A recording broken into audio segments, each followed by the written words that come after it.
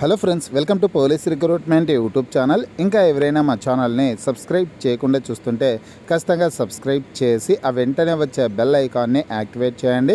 అలాగే ఈ వీడియో కింద డిస్క్రిప్షన్లో మా Telegram group, WhatsApp group links అయితే ఇవ్వడం జరిగింది. ఆ లింక్పై క్లిక్ చేసి గ్రూప్లో కూడా జాయిన్ అవ్వండి.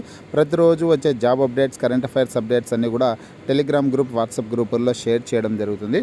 న్యూస్ చూసుకుంటే ఫ్రెండ్స్, తెలంగాణ రాష్ట్రంలో ఆర్టీసీలో 3035 ఉద్యోగాల భర్తీకి రాష్ట్ర ప్రభుత్వం ఇటీవల కాలంలో ఆమోదం తెలిపిన విషయం అందరికీ తెలిసిందే. అయితే ప్రస్తుతం ఆర్టీసీలో 11,000 వరకు ఖాళీ పోస్టులు అయితే ఉన్నాయన్నమాట.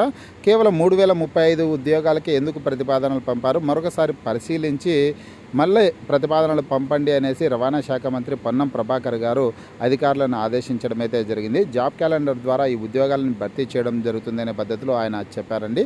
డీటెయిల్స్ చూసుకుంటే ఇక్కడ 5 ఏళ్ళు 10,000 ఖాళీలు అనేసి ప్రముఖ హెడ్లైన్స్తో న్యూస్ అయితే వచ్చింది.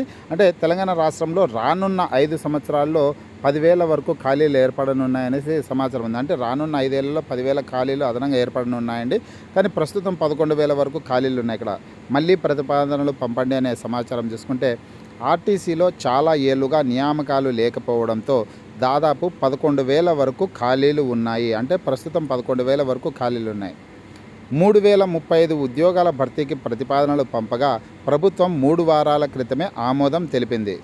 బస్ భవన్లో శనివారం ఆర్టీసీపై జరిగిన సమావేశంలో రానున్న 5 ఏళ్లలో ఏర్పడే ఖాళీలపై ఉన్నతాధికారి ఒకరు రవాణా శాఖ మంత్రి పొన్నం ప్రభాకర్కు ప్రజెంటేషన్ ఇచ్చారు. మరీ భారీగా ఖాళీలు ఉన్నప్పుడు 3035 ఉద్యోగాలకే ఎందుకు ప్రతిపాదనలు పంపారు? జాబ్ క్యాలెండర్ విషయంలో ప్రభుత్వం స్పష్టంగా ఉంది. ఎన్ని ఉద్యోగాలు భర్తీ చేయాలో పరిశీలించి మళ్ళీ ప్రతిపాదనలు పంపాలి అని మంత్రి సూచించినట్లు సమాచారం అనేసి ఇక్కడ ఇన్ఫర్మేషన్ అయితే ఉందండి. అంటే ఆర్టీసీలో 3035 ఉద్యోగాలే కాకోకుండా మరికొన్ని పోస్టులను భర్తీ చేయడానికి రాష్ట్ర ప్రభుత్వం సిద్ధంగా ఉందనేసి చెప్పుకోవచ్చు. జాబ్ క్యాలెండర్ ద్వారా ఆర్టీసీలో ఉద్యోగాలను భర్తీ చేయనున్నట్లు కూడా ఇన్ఫర్మేషన్ అయితే ఉంది. ఆర్టీసీ ఉద్యోగాలకు సంబంధించి ఎటువంటి చిన్న అప్డేట్ వచ్చినా నేను మీకు లేటెస్ట్ అప్డేట్ రూపంలో వీడియో ద్వారా తెలియజేస్తాను. మీకు ఈ వీడియో నచ్చినట్లయితే లైక్ చేయండి, షేర్ చేయండి.